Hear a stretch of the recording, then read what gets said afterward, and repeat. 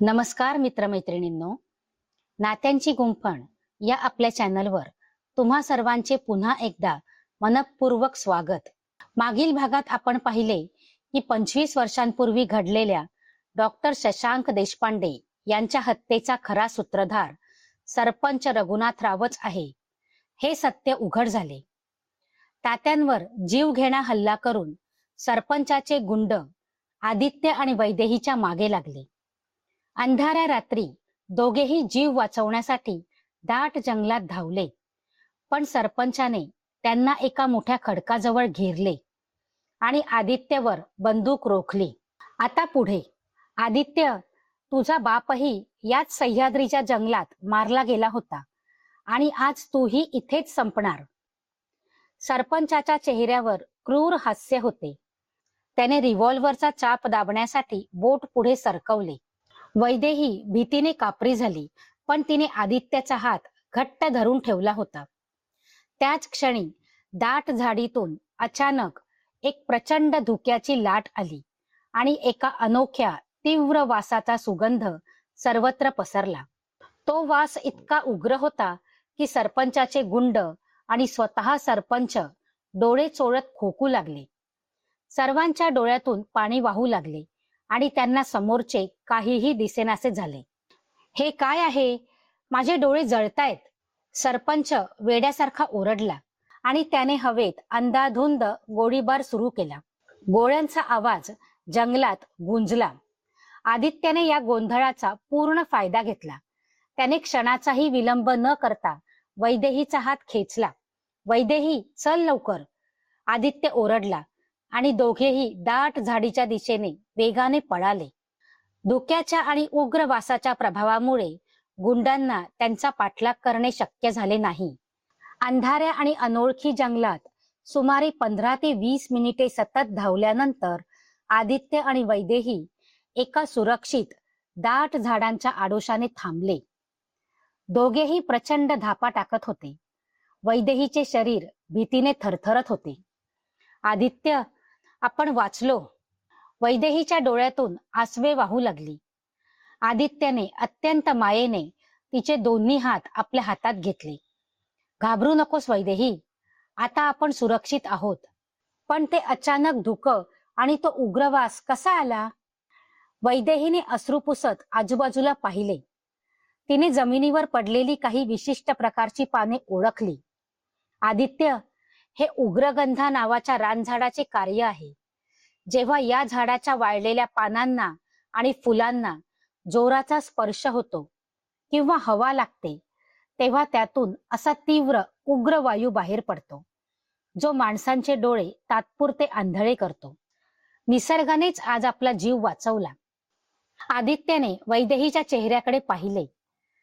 अशा जीवघेण्या प्रसंगातही तिचे वनस्पतीशास्त्र आणि निसर्गावरील प्रेम ढळले नव्हते. तुझ्या या ज्ञानामुळे आणि निसर्गामुळेच आज आपण जिवंत आहोत, आदित्य हळुवारपणे म्हणाला. पण आदित्य, माझे बाबा? ते राक्षस माझ्या बाबांना काय करतील? वैदेहीला अचानक तात्यांची आठवण झाली आणि ती व्याकुळ झाली. काहीही होणार नाही तात्यांना, आदित्यने तिचे सांत्वन केले. सरपंचाला ते दुर्मिळ संशोधन हवे आहे. तोपर्यंत तो तात्यांना काहीही करणार नाही. तात्यांचा जीव वाचवण्यासाठी आणि माझ्या बाबांना न्याय मिळवून देण्यासाठी आपल्याला ते 25 वर्ष जुने संशोधन आधी शोधावे लागेल. पण ते संशोधन नक्की कुठे आहे? वैदेहीने विचारले. आदित्यने काही क्षण विचार केला. माझ्या बाबांचे मुख्य काम त्या जुन्या प्रयोगशाळेतच चालत असे. काल रात्री जेव्हा मी त्या प्रयोगशाळेत गेलो होतो, तेव्हा दाराचे कुलूप तोडण्याचा प्रयत्न झाला होता. याचा अर्थ सरपंचालाही ते संशोधन कुठे आहे हे नक्की माहीत नाही. आपल्याला गुपचूप त्या प्रयोगशाळेत जाऊन शोध घ्यावा लागेल. पण तिथे जाणे आता खूप धोकादायक आहे.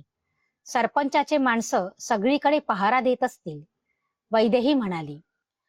मला जंगलातून त्या प्रयोगशाळेकडे जाणारा एक जुना गुप्त मार्ग माहीत आहे. एका परिचित आवाजाने दोघांचेही लक्ष वेधून घेतले. झाडीतून हळूहळू एक वृद्ध व्यक्ती पुढे आली. ती व्यक्ती होती जनार्दन तात्यांचा जुना मित्र आणि गावातील औषधी वनस्पतींचा संग्रह करणारा रामू काका. रामू काका, तुम्ही इथे? वैदेही आश्चर्याने म्हणाली. होय बाळा, सरपंचाचे गुंड तात्यांच्या घरावर हल्ला करत असताना मी लांबून पाहिले. तात्यांना त्यांनी त्यांच्याच घरात डांबून ठेवले आहे आणि तिथे पहारा बसवला आहे. तात्यांनी मला कसे तरी पळवून लावले आणि तुम्हा दोघांचे रक्षण करायला सांगितले, रामू काकांनी सांगितले. रामू काकांनी आपल्या सोबत आणलेली एक छोटी बॅग आदित्यकडे दिली. डॉक्टर शशांक जेव्हा या गावात काम करायचे तेव्हा मीच त्यांना जंगलातील औषधी वनस्पती शोधायला मदत करायचो. त्यांनी मला सांगितले होते की जर कधी त्यांच्या जीवाला धोका निर्माण झाला तर ते त्यांचे मुख्य संशोधन एका गुप्त सुरक्षित जागेत लपवतील. ती कोणती जागा रामू काका? आदित्यने उत्सुकतेने विचारले. प्रयोगशाळेच्या खाली असलेले जुने भूमिगत तळघर. त्याचा रस्ता बागेतील एका जुन्या विहिरीच्या बाजूने जातो, रामू काकांनी सांगितले. आदित्य आणि वैदेही यांच्या मनात आशेचा किरण जागा झाला. आपण उशीर करायला नको. सकाळी सूर्य उगवण्यापूर्वी आपल्याला तिथे पोहोचावे लागेल, आदित्य ठामपणे म्हणाला. रामू काकांच्या मार्गदर्शनाखाली तिघेही जंगलातील गुप्त रस्त्याने हळूहळू पुढे सरकू लागले. रस्ता अत्यंत खडतर, काटेरी आणि धोकादायक होता, पण आदित्य आणि वैदेही एकमेकांना साथ देत पुढे जात होते. फिरताना एका ठिकाणी वैदेहीचा पाय घसरला आणि ती खाली पडणार होती, पण आदित्यने ऐनवेळी तिचा हात धरून तिला सावरले. काही क्षण दोघेही एकमेकांच्या डोळ्यात पाहत राहिले. अंधाऱ्या जंगलात आणि संकटाच्या या सावटातही त्यांच्यातील प्रेमाचा बंध अजूनही दृढ होत होता. तू ठीक आहेस ना? आदित्यने काळजीने विचारले. हो, तू सोबत आहेस ना, मग मला काहीही होणार नाही, वैदेही मंदपणे हसली. पहाटेच्या 5च्या सुमारास ते तिघे गुपचूप संशोधन केंद्राच्या बागेतील जुन्या विहिरीमागे पोहोचले. धुके अजूनही सर्वत्र पसरलेले होते. सरपंचाचे 2 गुंड मुख्य इमारतीच्या दारात झोपलेले दिसत होते. रामू काकांनी विहिरीच्या दगडांमागे लपवलेला एक लाकडी दरवाजा दाखवला. आदित्यने अत्यंत हळुवारपणे तो लाकडी दरवाजा सरकवला. आत खाली जाणाऱ्या दगडी पायऱ्या होत्या. पायऱ्यांवर धूळ आणि कोळ्याची जाळे साचली होती. मी बाहेर लक्ष ठेवतो, तुम्ही दोघे खाली जा, रामू काकांनी सांगितले. आदित्य आणि वैदेही टॉर्चचा प्रकाश टाकत हळूहळू पायऱ्यांवरून खाली तळघरात उतरले. तळघरात प्रचंड गारवा आणि शांतता होती.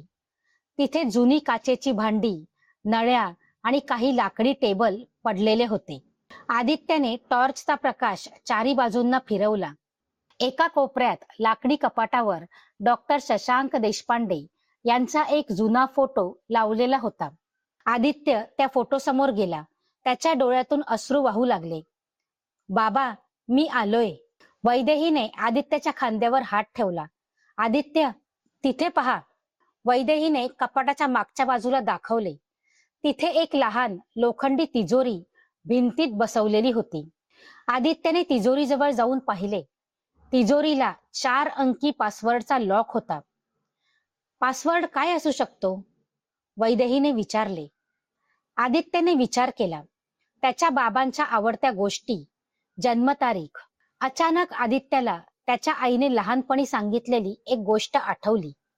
त्याचे बाबा नेहमी म्हणायचे की माझ्या आयुष्यातील सर्वात महत्वाचा दिवस म्हणजे माझ्या मुलाचा जन्म.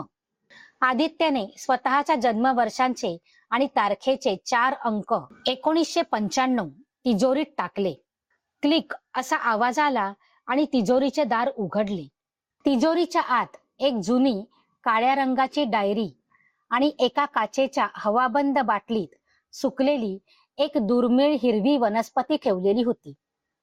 आदित्यने ती डायरी हातात घेतली. पहिल्याच पानावर लिहिले होते, कर्करोग रोधक संजीवनी वनस्पती, माझे अंतिम संशोधन, डॉक्टर शशांक देशपांडे. आपल्याला संशोधन सापडले वैदेही, आदित्य आनंदाने म्हणाला. पण त्याच क्षणी वरून पायऱ्यांवरून बुटांचा जोरात आवाज येऊ लागला. खूप छान आदित्य बाबू, तुम्ही माझे काम सोपे केलेत. सरपंचाचा क्रूर आवाज संपूर्ण तळघरात गुंजला.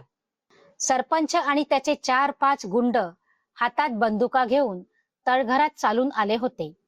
रामू काकांना त्यांनी पकडून ठेवले होते. सरपंचाने बंदूक आदित्यवर रोखली. ती डायरी आणि ती वनस्पती गुपचूप माझ्याकडे सुपूर्त करा, नाहीतर तुमच्या दोघांच्या चिंधड्या उडवीन. आदित्यने ती डायरी आपल्या पाठीमागे लपवली. सरपंच, हे माझ्या बाबांचे आणि या देशाचे संशोधन आहे. हे मी तुझ्यासारख्या नराधमाच्या हातात कधीही जाऊ देणार नाही. तर मग मरायला तयार व्हा. सरपंचाने ट्रिगरवर बोट ठेवले.